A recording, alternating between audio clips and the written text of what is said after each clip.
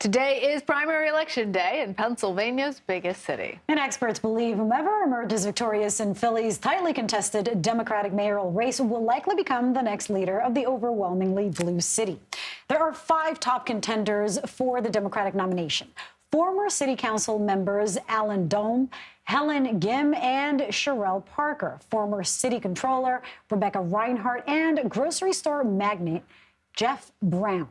The winner of this race will face off against former city council member David O. in the fall. He's running unopposed in the Republican mayoral primary election.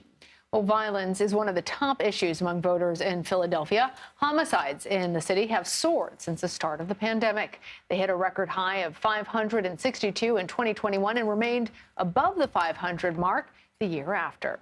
Joining us now is CBS News Philadelphia reporter Dan Snyder. Dan, the experts say that the Democratic mayoral primary remains a toss-up. Tell us why this is such a close race between so many different top contenders. Yeah, good afternoon. Thanks for having me on.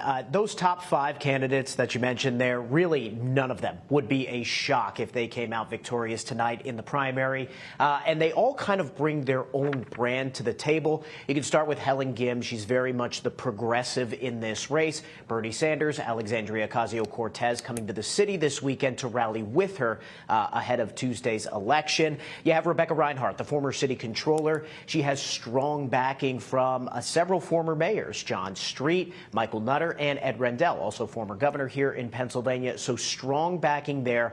She has a very budget-centric background and gained some popularity with some of her investigations there. She has been at the top of some of these polls. Sherelle Parker, longtime politician, well-known in the city. 2005, she was in Harrisburg as a state rep. She came back to the city in 2016 as a city council member. So she has a lot of support within the city. She's been around a long time.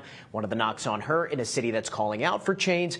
Is she too much of an establishment politician? We talked with some of her supporters, and they said no. That just means she knows that connection in between there. So it'll be interesting to see what folks think about her. Alan Dom kind of blends the business world with the politics. He's known as the condo king here in Philadelphia, one of the city's largest property owners. But then in 2016, he jumped on city council, got some of that political experience. And then Jeff Brown, that political outsider, really just owns grocery stores, very popular for closing up some of those food deserts there. So really, any of these top 5 candidates has a legitimate shot at winning tonight. It's going to be a really, really interesting night. Well, let's talk about the issues. I was recently in Philadelphia covering something that I think is very dear to people's hearts, which is education, the closing of schools in the city and the way that the schools are funded. However, as important as that is, it seems like crime is what is at the heart of this primary election. Talk to us about why.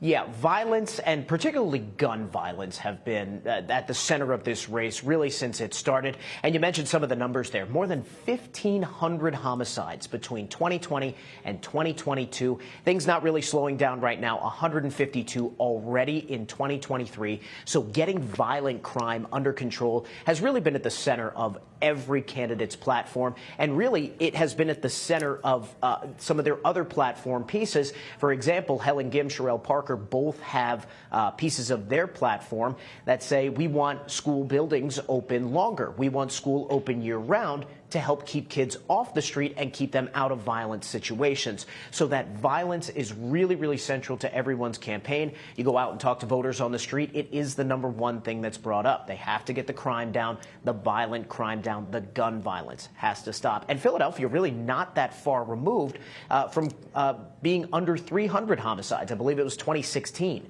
the last time homicides were under 300 in Philadelphia. But these last 3 years, really the city has been hit hard. And voters are demanding that the next mayor come in and do something about it.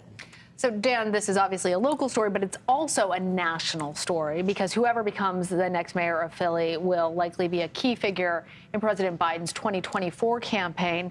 Talk to us about how this election may have national implications. Yeah, well, first, Philadelphia is President Biden's de facto home city. He's here a lot. He was here yesterday for his granddaughter's graduation from the University of Pennsylvania, lives just down the road in Delaware. So Philadelphia has always been special to the president.